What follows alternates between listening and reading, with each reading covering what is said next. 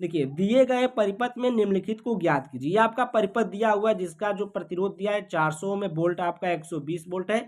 और यहाँ पर देखिए हम तुलना भी कर रहे हैं यहाँ पर कि V equal to 200 cos pi 50 पाई 2, ठीक ना, 50 पाई 2 है। और यहाँ पर जब हम तुलना करेंगे तो ये V नाट का मान निकलेगा। जो 200 है ये किसका मान है? V नाट का मान है, ठीक है। और ये जो 50 ये ओमेगा का मान है। बात समझ में आई ना? आगे चलते हैं हम लोग।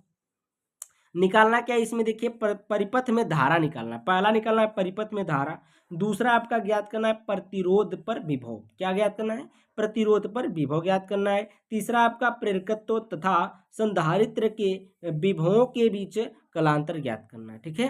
तो चलिए हम लोग इसको हल कर लेते हैं। पहले देखिए यहाँ पर दिया है, क्या दिया है? प्रेरित कुंडली का विभवांतर, जो आपकी प्रेरित कुंडली है इसका विभवांतर कितना दिया है? देखिए 120 वोल्ट दिया है, ठीक ना, 120 वोल्ट दिया है। और जो संधारित्र है उसका भी कितना दिया है? 120। यहाँ पर देखिए 120 ये वोल्ट दिया है, ठीक है। ये VL से दर्शाएंगे और इसको VC से, संधारित्र को VC से और प्रेरित कुंडली का विभवांतर VL से दर्शाएंगे। तो ये भी 120 है, ये भी 120। अब जब दोनों बराबर तो हम ऐसे लिख सकते हैं, जब VL इक्वल टू VC है तब उसके लिए क्या करेंगे? देखिए इस स्थिति में परिपथ अनुनादी परिपथ है। जो परिपथ होगा ये आपका क्या होगा? अनुनादी परिपथ होगा, ठीक ना। अब देखिए यहाँ पर अर्थात जो प्रतिबाधा आपका आएगा वो Z इक्वल टू आर आएगा। Z इक्वल टू आर का मतलब जो R का मान दिया है ये 400 ओम दिया है, ठीक ना। R का मान कितना दिया है? 400 ओम। ये हम आपको Z भी कह सकते हैं, ठीक है। इसको Z इक्वल टू आर मान सकते हैं। यहाँ पर देखिए V इक्वल टू होता है आपका, देखिए क्या होता है? I इक्वल टू होता है V अपान R होता है। क्या होता है? V अपान R होता है ना। तो R की जगह पर R इक्वल टू Z है तो Z का मान रख दीजिए, यहाँ पर Z रख दीजिए। तो I नाट, जब नाट लगाएंगे तो V नाट लगाएंगे। बात समझ में आ रही ना? कि जब जब हम लोग देखिए जब हम लोग जब नाट लगाएंगे तो वी नाट लगाएंगे। जब ये नाट नहीं लगता है तब उसके लिए हम लोग कुछ नहीं लगाते। तो I equal to V upon R हो जाता है। तो ये यहाँ पर I naught equal to V not upon में आर है, लेकिन आर बराबर जेड है तो जेड का मान यहाँ पर रख देंगे, ठीक है। तो यहाँ पर 200 बटे में 400, यहाँ पर आप यहाँ पर आर भी रखेंगे तो भी वही मान आएगा, 200 बटे में 400 ही आएगा। दो जीरो 4 दुना के 2 दुना के 4, ठीक है। और जब 2 से भाग करेंगे एक में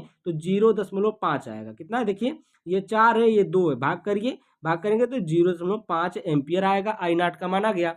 देखिए ना, आई नाट का मान आ गया। आपका जो परिपथ में धारा निकालना था ये कितना आएगा? 0.5 एम्पियर।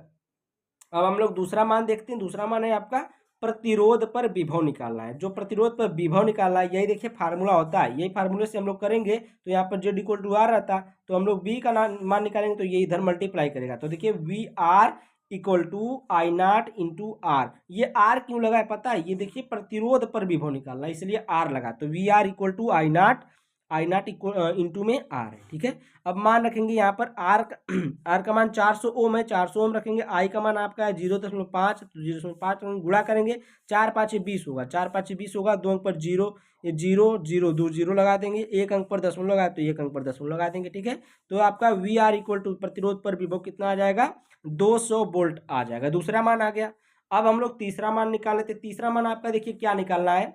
प्रेरकत्व तथा संधारित्र के विभवों के बीच कलांतर निकालना है। तो कलांतर के लिए कुछ नहीं करना है आपको, देखिए बस ये लिख देना है। देखिए प्रेरकत्व तथा संधारित्र के विभवों के बीच कलांतर का जो कलांतर होगा फाई इक्वल टू पाई होता है। कितना होता है? फाई इक्वल टू पाई होता है, यानी कि 180 डिग्री होगा, ठीक है। यही लिख देना है बस, और कुछ नहीं लिखना है इसमें।